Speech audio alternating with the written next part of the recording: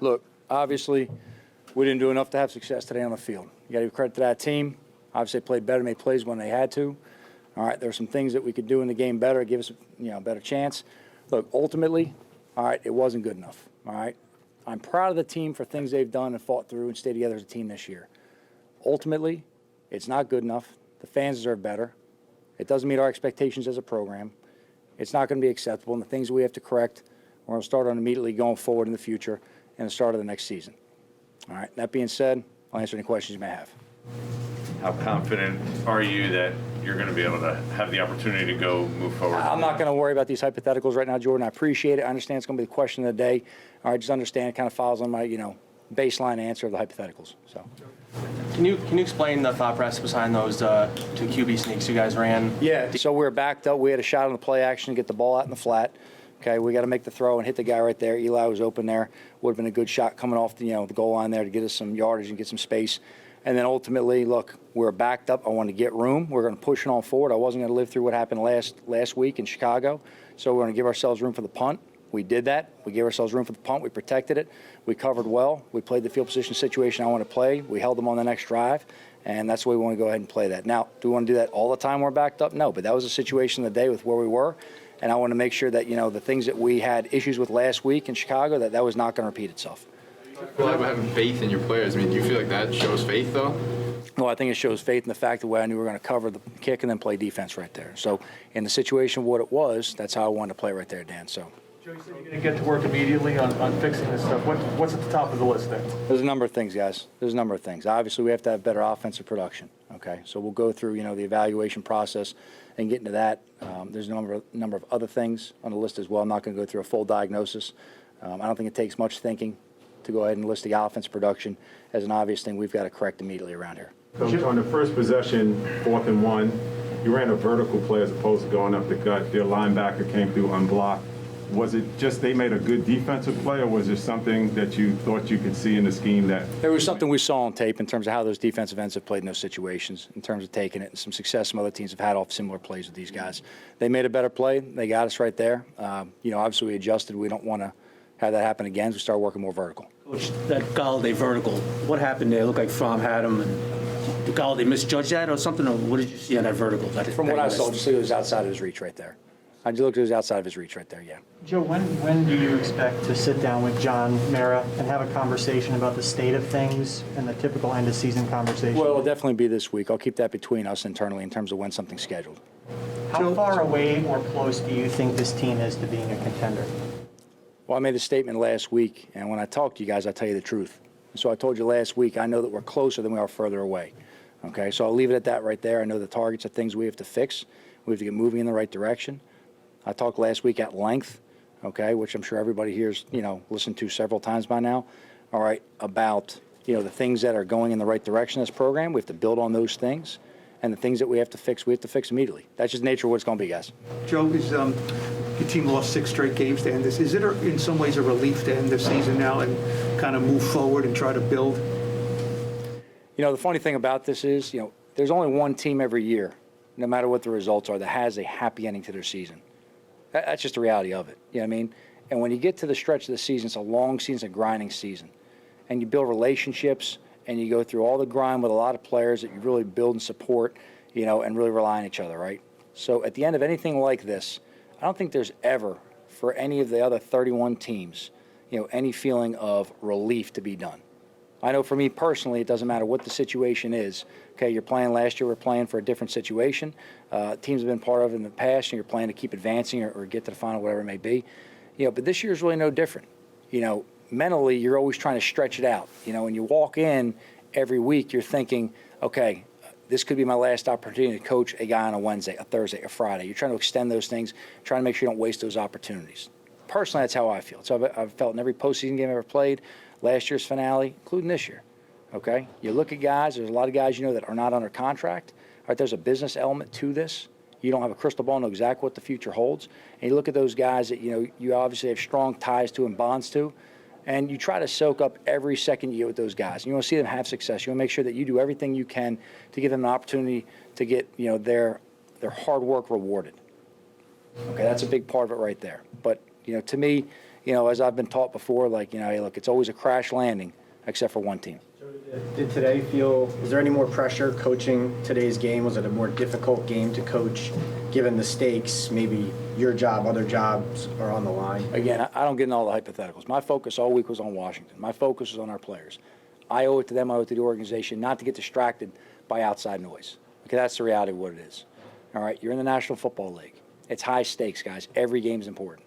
Every game's important.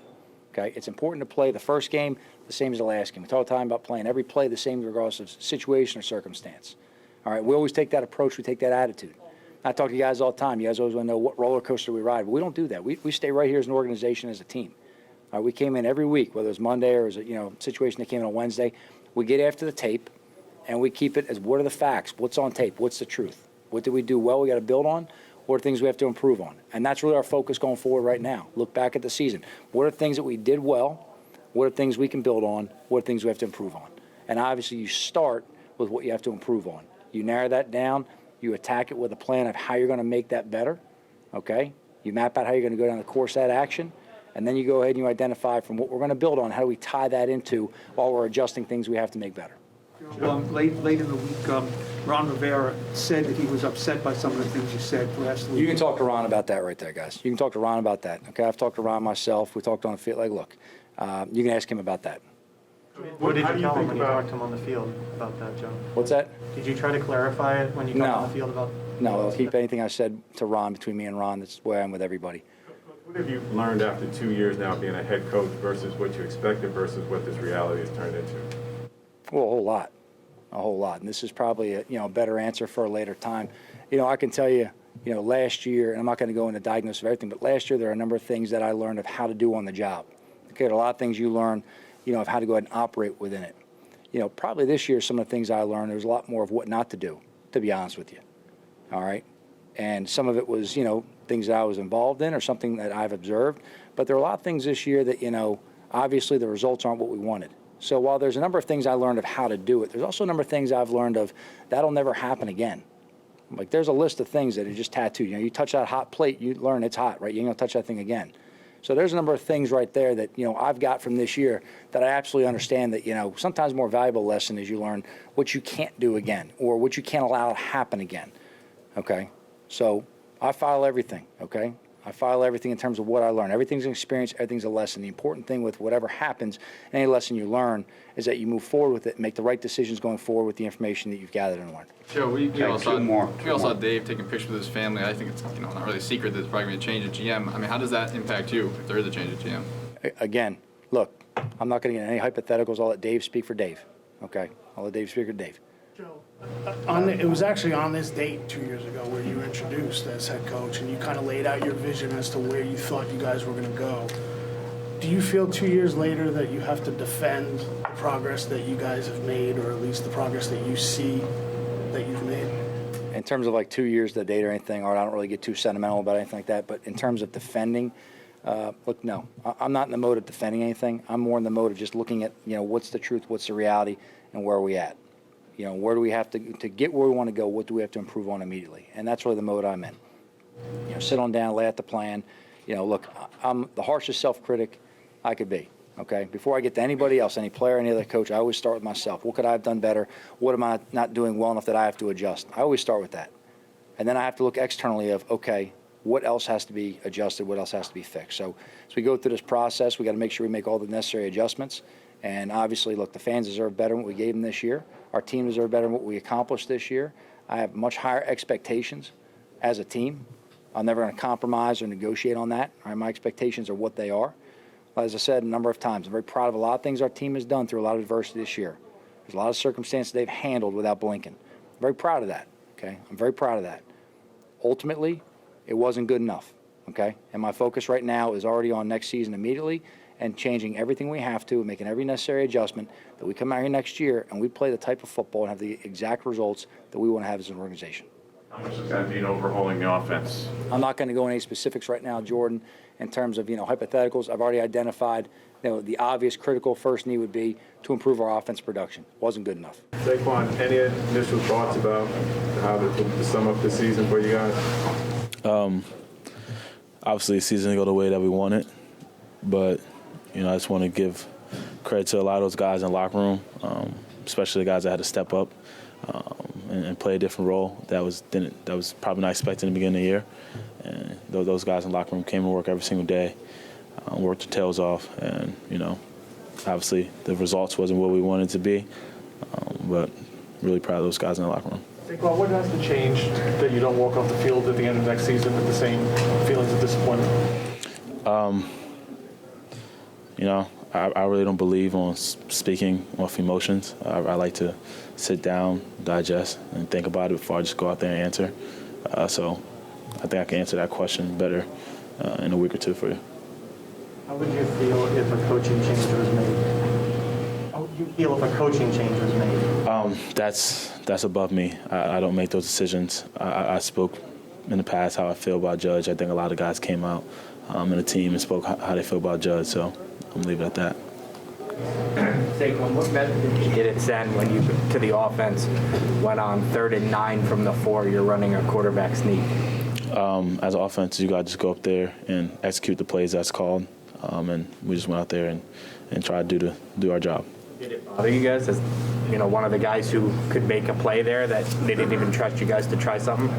No, like I said, as offense, our job is to go out there and execute the plays, and that was the play that was called. We don't make those decisions. There's a reason why that play was called, so we just try to execute the best we can. What do you guys? I know they asked you about the coach in particular, but what do you, as players, think that there's likely going to be significant changes here, whether it's the general manager, coach, players, going into coming out of the season, going into next year? I don't know. That's above me. I get paid to come here and run a football and be a football player. I don't make those decisions, so I don't know all those decisions, all those kind of hypothetical situations that we're talking about that I can't give you guys an honest answer about. So, like I said, just obviously the season didn't go the way we would like it, but we have a lot of guys in the locker room that stepped up and played big roles for us and worked their butts off all year. Saquon, you said a couple of seconds ago you don't want to let your emotions speak, but with all you went through and to get back on the field and then to have this type of a season, does it hurt? You're talking about individually? Does it hurt? I don't know if I'll use that word. Obviously, I probably expected a better season for myself. As an individual, you want to be better. For your team, you want to be better. But it just didn't go that way. Had a little bit of more adversity and little stuff down the road that kind of set me off. But, the results may not have been what I wanted to be, but I had to endure the process and go through the process and fight through that. And I know that that's going to make me a better player in the future. And I know you guys are going to have your opinions. Everyone else is going to have their opinions about the season I had. But like I said, I know that the type of player I am, the type of player I'm going to be. I know the work ethic that I'm going to have in this offseason and get my body back into the shape that I need to be, in the position I need to be to go out there and be the player that I know I am. I know you don't like using it as an excuse, but now that the season's over, what were you dealing with your ankle, and how much was that something that held you back somewhat? Doesn't matter. Everyone's dealing with something.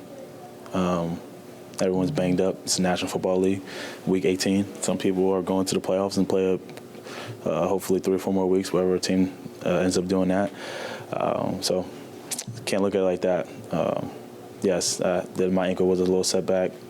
It was, but it is what it is. Addressed this offseason, or is it something that just time? Nothing that I think that needs to be addressed. I don't believe that at all. Just something that, like you said, time. Sometimes your body just needs time to relax and breathe, and when stuff like that happens through an NFL season, you don't really get that time. So that's what it is. Saquon, injury-wise, are you going to, or are you already reevaluating how you train in the offseason to stay healthy, or is football and injuries have happened and it's been kind of bad luck? Yeah, go back to the basics. I could train a little different this offseason than I did last season, just with rehabbing. when you rehabbing a whole knee reconstruction, it's different training. So I can do that training, but I'm not going to change my training. I'm going to get back to hitting the weights, hit them heavy, being explosive, getting back to the type of running regimen that I like to do, and get myself ready for a season. When will you take off, Saquon? That's a good question. I told the trainers 1 week, and they laughed at me and told me I need to take a little bit more time than that. So just got to trust the trainers, have unbelievable strength staff here and unbelievable trainers outside the building that I work with personally that, probably during this week sit down and develop a game plan of what I'm going to do and get my body right. Saquon, Logan Ryan talked about the team faced a lot of adversity this season. You talked about adversity. From what you saw with a lot of the younger players, are you happy in the way that they dealt with it and it will serve the team well moving forward? Yeah, very happy. That's, if you want to find a silver lining or something within the season, is the way that these guys responded. Banged up, having to step up no matter what. Win, loss, draw. That Wednesday, that Thursday, that Friday was the same. And that's all you can ask from your guys as a leader, as being a part of the team. That's all you can ask for those guys. And the results weren't the way we wanted to be, but tip my hats off to a lot of those guys, whether it's young guys like, not necessarily young, but stepping up, a David Sills or a Bachman, or it's superstars like Leo, who's going through adversity too, and still out there fighting every single day throughout practice. And trying their best to get the job done. And that's all you can ask for. And like I think I said earlier in the week, the results wasn't what we wanted to be this season, but that's the type of people you want in your locker room. That's going to help in the future, and it's going to help us get to where we need to get as guys that care about each other, guys that care about winning, and guys that care about going through the process to get the results right. Jake, what was going through your head when those two quarterback sneaks were called in the second quarter, where you guys were kind of deep in your own territory? Yeah, you're just situationally trying to give the punt team a little more room, and just whatever the call was, just going in and trying to execute the call. Were you a little surprised by that, Jake? That third down sneak from your 4? Were you a little surprised by that call when I came in? Yeah, I mean, just, wherever the call was, I was just trying to go in and execute, to get all the guys ready. Did you think you guys had a chance maybe to pick up a first down there if you did not call sneaks? Potentially, but, that's, wasn't my call to make. I was just trying to make sure the 11 guys in the huddle knew what they were doing and going and executing. Jake, there was a couple of flat passes to the fullback and the backs coming out that were a little short. Was it something you saw the defense, your fundamentals? What can you talk us through around why those plays weren't executed? Yeah, NFL quarterback, you got to hit those. I think every game, doesn't matter, who plays, where they play, you're going to want some throws back, and obviously want those back. And just got to get my feet around, get loaded and let it rip. Jake, what happened after the first drive? You had a pretty good drive, and then after that, the offense went nowhere for about 5 drives. Yeah, I thought the first drive was, was a good drive. Got some good, momentum, got a good rhythm going. Just struggled to kind of find that rhythm again, and we didn't hit it kind of late until the second half. Jake, were you guys going to run a play on that first fourth down? Or were you just trying to draw them off sides, but you didn't? Yes, to run a play. We were going to run a play, and clock was winding down low, and got him to jump. What did that first touchdown pass mean to you personally, and what do you think you've shown over your 3 games that you deserve a place in, to vie for a place in the league? Yeah, first touchdown in the league. That was great. Dream come true. They cut Slay loose and just tried to give him a ball, and did a great job coming down with it. As far as my games, obviously wish could have played a little bit better, but I think for me, just coming in fighting and trying to learn as much as I can, and I'm gonna learn from this experience and move on. I'm gonna be a better football player. Did you think the pass to Kenny was on the money? That was close. Try to give him a good ball, give him a chance, and sometimes you make plays, sometimes you don't. Jake, the pick 6, was that just a good read by him or what? Yeah, that one. That was just an option route late outside, and can't be late on those. So gotta get better on that and get your feet around. So a little levity. How aware were you of the Corey Cunningham cheers every time he was announced? And what was the reactions to him? Yeah, I think Corey did a great job in his role. you know, and you know the situation, the penalty that happened there. So every time he came in and reported, you know, obviously noticed a crowd of cheers, and you know, kind of got us going in the huddle a little bit. Did you see him open on that one route that he ran down? Yeah, you know, trying to give him a chance. You know, just didn't think the window was quite there. So just, you know, try to play it safe and live to see another down. How much would you like to come back here next season? How much would you like to come back to the Giants next season? Yeah, absolutely, 100%. I love it here. New York, the organization. I love being a New York Giant and hope to be. Logan, how do you sum up this season right now? Adversity, man. Tons of adversity this season for sure. I don't think it met many people's expectations, not mine. But I don't know. I haven't had a ton of time to recap it yet. I'm sure tomorrow or whenever we have another press conference, I'll have more thoughts on that. I really was focused on that game, but just a lot of adversity and see how we handled it. See how we handle it going forward. Back in August, would you ever think you'd be standing here in January 4-13? No, I don't think anyone thought that. Definitely was not the expectation. Didn't go our way for not getting it done for a lot of reasons. It didn't go our way. Obviously, in my career, I haven't been in this position before. I've spoke on that, and that's a good thing. But I'm learning the other side of it now. I'm learning the other side of the spectrum and try to get some meaning in between. You know, I've been in Super Bowls years ago. Who cares? And then now, playing a game out of playoff contention, it's different. And I think at least it gives me perspective on both sides of it, and I think a lot to learn from the season. Logan, I don't think you have much experience with this, but does this feel like a team where a coaching change could be made? Does this feel unsettling or unsettled to you right now, the situation of what's happening next here? I mean, the one thing I know about the league is there's always changes. Like, you know, there's always changes. It's inevitable in this league that the roster's going to change. I mean, that was the last game we played together with those players, with my teammates collectively. So I'm not going to speak on anything that I don't know about. I don't know anything. I don't think anyone can predict that. But I know that there will be change because there's always change on roster and guys like that. So it's always tough.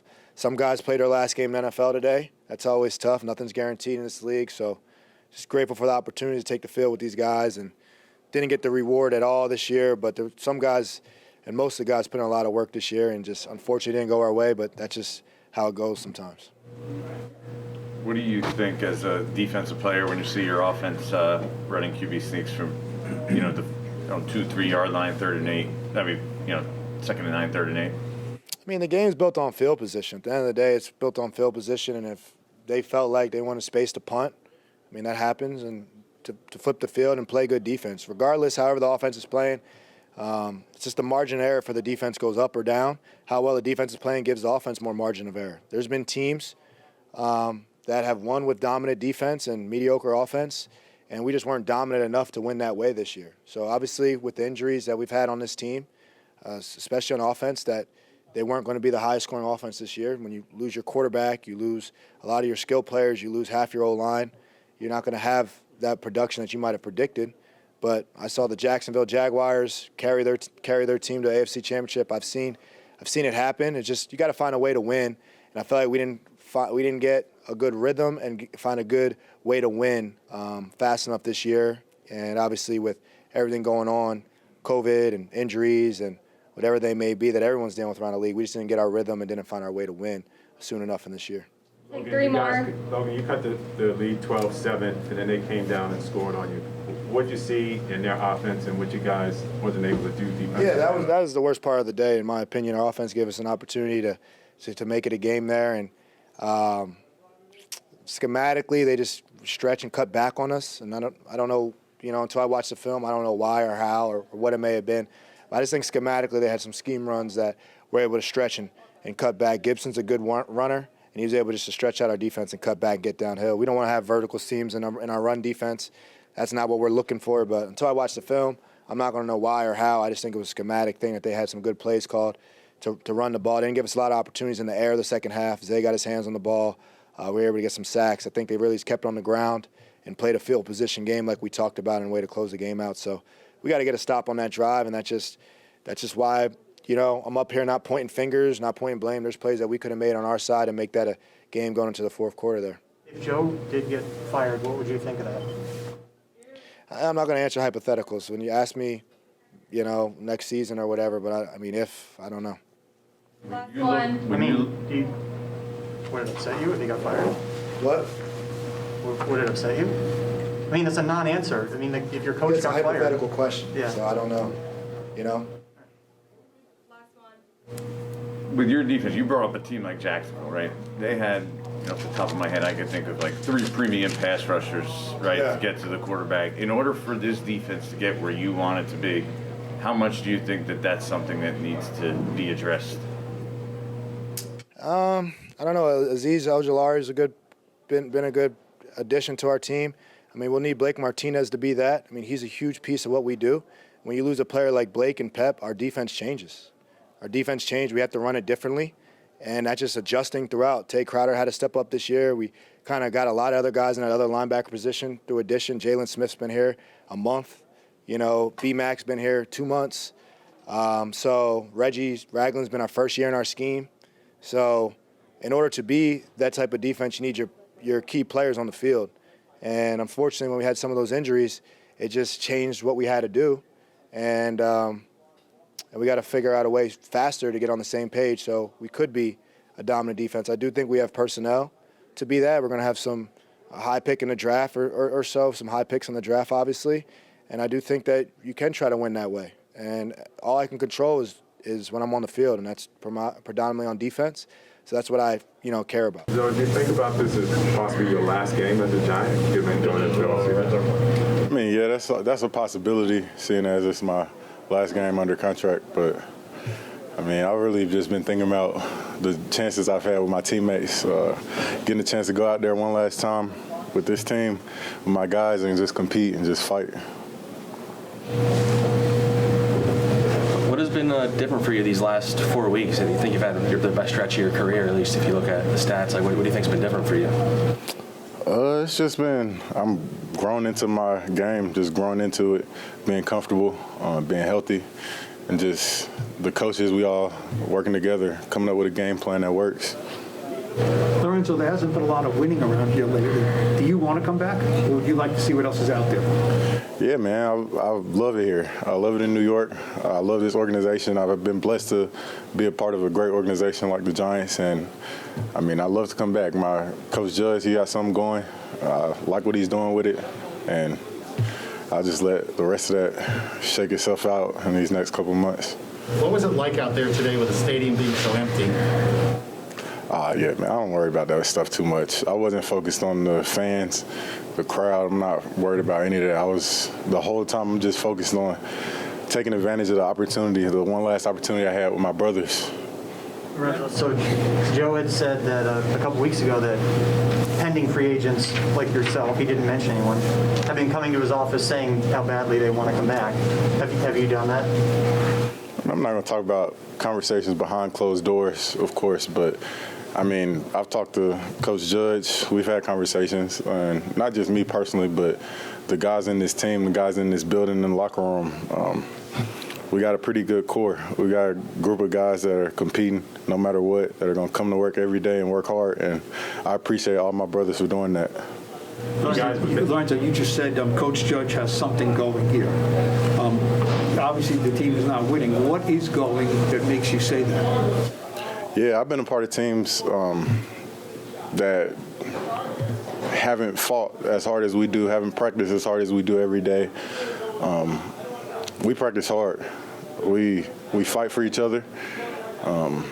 And Judge squeezes it out of us every day. It's not acceptable for us to come in and hang our heads. We come in every day, every week, no matter what, and we work hard, and I appreciate that. That's what it takes to win.